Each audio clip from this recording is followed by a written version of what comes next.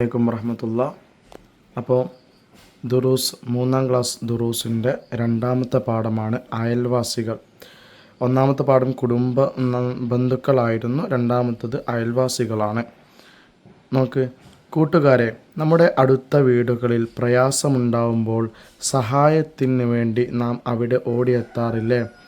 നമ്മുടെ വീടിൻ്റെ ഓരോ ഭാഗത്തേക്കുമുള്ള 40 വീടുകളിലുള്ളവർ നമ്മുടെ അയൽവാസികളാണ്. ആരാണ് അയൽവാസികൾ? നമ്മുടെ വീടിൻ്റെ ഓരോ ഭാഗത്തേക്കുമുള്ള 40 വീടുകളിലുള്ളവർ. അടുത്തുള്ള 2-3 വീട് മാത്രമല്ല, 40 വീടുകളിലുള്ളവർ നമ്മുടെ അയൽവാസികളാണ്. നല്ല 2 അയൽവാസികളെ കുറിച്ച് നിങ്ങൾക്ക് ഇഷ്ടമാകുന്നൊരു കഥ പറയാം. അപ്പോൾ കഥ പറഞ്ഞിട്ടാണ് തുടങ്ങുന്നത്.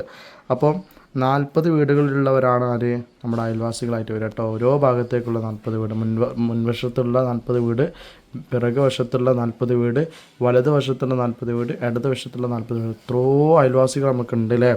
അപ്പോൾ നമുക്ക് കഥ എന്താണ്? വർഷങ്ങൾക്ക് മുമ്പേ നമുക്കറിയാവുന്ന കഥയാണ്, നമ്മൾ ക്ലാസ്സിൽ നിന്ന് പഠിച്ചതാണ്. വർഷങ്ങൾക്ക് മുമ്പേ ഖുറാസാനിൽ അബ്ദുല്ലാഹിബിൻ മുബാറക്ക്, ആരാണ്?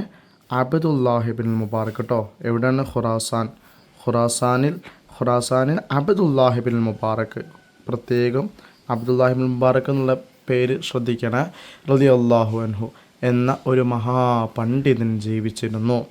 മുത്തുനബി സല്ലല്ലാഹു അലൈഹി വസല്ലമ തങ്ങൾ പഠിപ്പിച്ച അയൽപ്പക്ക ബന്ധം ഊട്ടിയുറപ്പിച്ച ആളായിരുന്നു അദ്ദേഹം. അപ്പം നബിതങ്ങൾ ഒരുപാട് എന്ത് പഠിപ്പിച്ചിട്ടുണ്ട്? അയൽപ്പക്ക ബന്ധങ്ങളൊക്കെ നമുക്ക് പഠിപ്പിച്ചു തന്നിട്ടുണ്ട് അല്ലേ? അതാണ് നമ്മൾ മദ്രസയിൽ നിന്ന് പഠിക്കുന്നത്.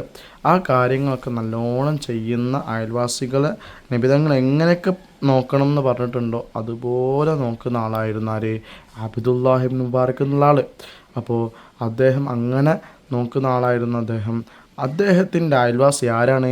ഒരു മുസ്ലിം ഒന്നല്ല, ഒരു ജൂതനായിട്ടുള്ള ഒരു അയൽവാസിയായിരുന്നു. ആരായിരുന്നു? ഒരു ജൂതനായിട്ടുള്ള അയൽവാസിയായിരുന്നു അദ്ദേഹത്തിൻ്റെ അയൽവാസി. ജൂതനായിട്ടുള്ള അയൽവാസി ഉണ്ടായിരുന്നു. സാമ്പത്തിക പ്രയാസം കാരണം ജൂതൻ തൻ്റെ വീട് വിൽപ്പനയ്ക്ക് വെച്ചു. 2000 നാണയമായിരുന്നു അദ്ദേഹം അതിനാവശ്യപ്പെട്ടത്. ഒരു വീടിന് വില ഉണ്ടാവൂലേ? അപ്പോൾ അന്നത്തെ കാലത്ത് 2000 നാണയമാണ് എന്ത് ചെയ്തത്? അദ്ദേഹം അതിന് ആവശ്യപ്പെട്ട വില.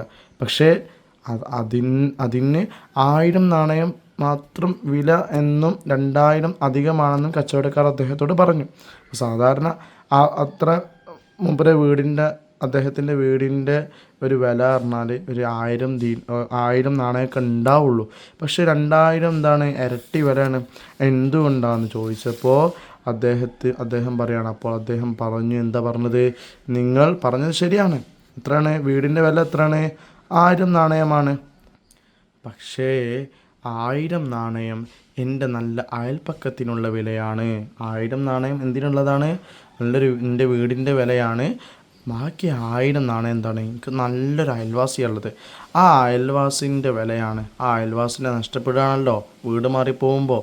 അപ്പോൾ ആ അയൽപ്പക്കം കിട്ടുക എന്നുള്ളത് നിങ്ങൾ ആലോചിച്ച് നോക്കിയേ. നമ്മുടെ വീടിൻ്റെ അടുത്തുള്ള അയൽവാസികളൊക്കെ നമ്മൾ നല്ല സ്നേഹത്തിലൊക്കെ അല്ലേ?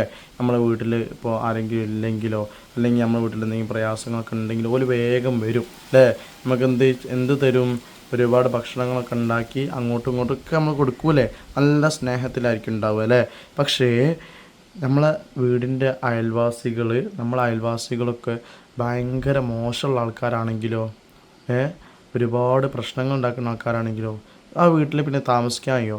അപ്പോൾ ഇദ്ദേഹത്തിൻ്റെ അയൽവാസി ഈ ജൂതനായിട്ടുള്ള ഒരാൾ പറയാം. ജൂതൻ എന്ന് പറഞ്ഞാൽ ആ ജൂതനായിട്ടുള്ള ആൾ പറയുകയാണെന്ത്? നിങ്ങൾ പറഞ്ഞത് ശരിയാണ്. വീടിൻ്റെ വില എത്രയാണ്? 1000 നാണയമാണ്.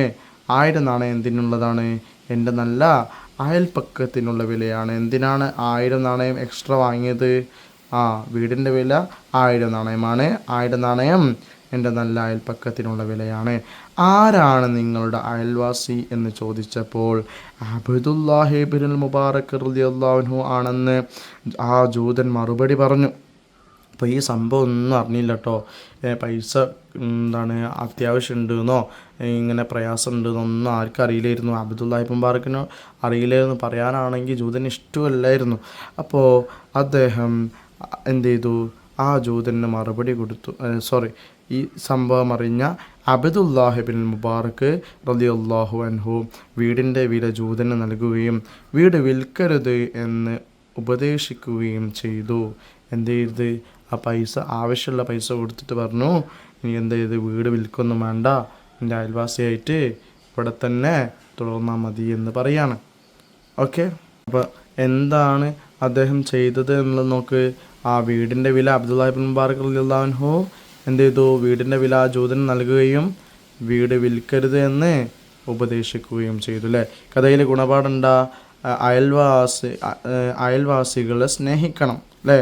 അയൽവാസികൾ സ്നേഹിക്കണം, അവരോട് നല്ല രീതിയിൽ പെരുമാറണം.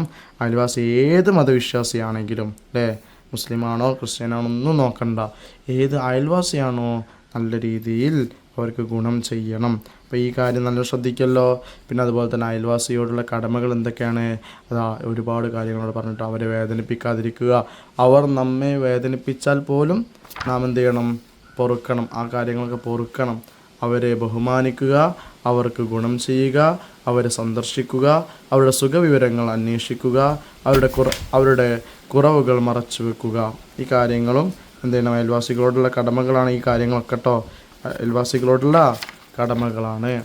ഇനി നോക്കൂ, ഇവിടെ ലൈസൽ മുഅ്മിനുല്ലദീ യശ്ബഉ വജാറുഹു ജാഇഉൻ ഇലാ ജംബിഹി. കണ്ടോ? ലൈസൽ മുഅ്മിൻ, ഒരാൾ മുഅ്മിനല്ല. നബി തങ്ങൾ പറയാണ്, എന്താണ്? മുഅ്മിനീങ്ങളിൽ പെടൂല, മുഅ്മിനല്ലട്ടോ, ഓനൊന്നും മുഅ്മിനല്ല. ആര്? അല്ലദീ, ഒരാൾ യശ്ബഉ, അവനിങ്ങനെ വയറ് നിറച്ച് കഴിക്കുന്ന ഒരാളാണ്, നല്ലോണം ഭക്ഷണം കഴിക്കും. എല്ലാവരും അല്ലട്ടോ, എങ്ങനത്തെ ആളാണ്? ഓൻ്റെ അയൽവാസി വജാറുഹു, ഓൻ്റെ അയൽവാസി ജാഇഉൻ, വിശന്നിരിക്കുകയാണ്, ഇലാ ജംബിഹി, അവൻ്റെ അടുത്തുള്ള അയൽവാസി എന്താണ്? ഓനിങ്ങനെ വിശന്നിരിക്കുകയാണ്. അപ്പോൾ ഇയാളെന്താണ്? നല്ലോണം ഭക്ഷണം കഴിക്കുന്നുണ്ട്. അങ്ങനത്തെ ഒരാൾ മുഅ്മിനാവൂല എന്ന് പറയാണ്. ഇപ്പോൾ നമ്മളെ അയൽവാസികളൊക്കെ പട്ടിണിയാണോ എന്നൊക്കെ നോക്കണം അല്ലേ. അവർക്ക് ഫുഡ് കിട്ടുന്നുണ്ടോ, ഓരോ വീട്ടിൽ ഭക്ഷണം ഉണ്ടോ എന്നൊക്കെ നമ്മളെന്ത് ചെയ്യണം? അന്വേഷിക്കണം കേട്ടോ. അയൽവാസി പട്ടിണി കിടക്കുമ്പോൾ വയറ് നിറച്ചുണ്ണുന്നവൻ പൂർണ്ണ വിശ്വാസിയല്ല എന്ന് നബി തങ്ങൾ പറഞ്ഞിരിക്കുന്നു. ഇനി ഉത്തരം എഴുതാൻ നോക്ക്. ആരാണ് നമ്മുടെ അയൽവാസികൾ? നമ്മുടെ വീടിൻ്റെ ഓരോ ഭാഗത്തേക്കുമുള്ള 40 വീടുകളാണ് എന്ത്? നമ്മുടെ അയൽവാസികൾ. അയൽവാസികളോട് കാണിക്കേണ്ട കടമകളിൽ 4 എണ്ണം എഴുതുക. അയൽവാസികൾ കാണിക്കേണ്ട 4 എന്ത് കടമകൾ. അതുപോലെ തന്നെ അയൽവാസിയോടും മര്യാദയോടെ പെരുമാറിയ ഒരു അനുഭവം, നിങ്ങളുടെ ഒരു അനുഭവം അതേതാണ്. പിന്നെ വിലയിരുത്താം അയൽവാസികൾക്ക് ഞാൻ ചെയ്തു കൊടുക്കുന്ന സേവനങ്ങൾ, നിങ്ങൾ എന്തൊക്കെ ചെയ്തു കൊടുക്കാറുണ്ട്, പീടികയിൽ പോയി കൊടുക്കുന്ന കാര്യങ്ങളൊക്കെ ഉണ്ടല്ലോ. പിന്നെ ലൈസൽ മുഅ്മിനുല്ലദീ, ഇവിടെ കണ്ടോ? അപ്പോൾ ഇതെന്താണ്? കാണാതെ പഠിക്കണം. ഈ ചോപ്പ് മഷിയിൽ എഴുതിയിട്ടുണ്ടല്ലോ, അത് നിങ്ങൾ കാണാതെ പഠിക്കണം കേട്ടോ. അതെന്തായാലും ക്വസ്റ്റ്യൻ ഉണ്ടാവാൻ സാധ്യത ഉണ്ട്. അതാണ് ഇവിടെ എന്ത് ചെയ്തത്? നിങ്ങൾ കാണാതെ പഠിക്കണം. 3ാം ക്ലാസ് കുട്ടികൾ കാണാതെ പഠിക്കണം. ഓക്കെ, അസ്സലാമു അലൈക്കും.